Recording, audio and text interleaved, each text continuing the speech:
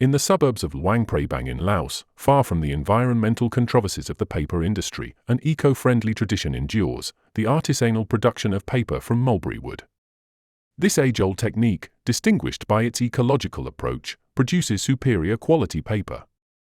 Known for its unmatched texture and strength, this paper is chosen by artists for their creations and luxury brands for their packaging, thus symbolizing the ideal union between art, respect for tradition, and commitment to sustainability.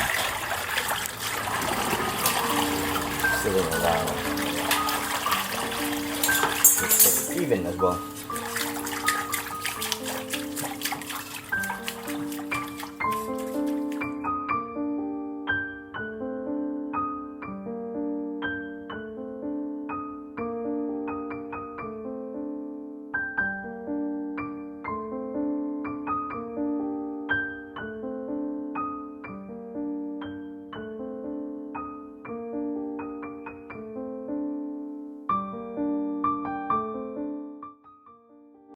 After meticulously transforming mulberry branches into a rich and uniform pulp, following careful cooking and thorough beating, the artisans move to the delicate stage of paper sheet creation.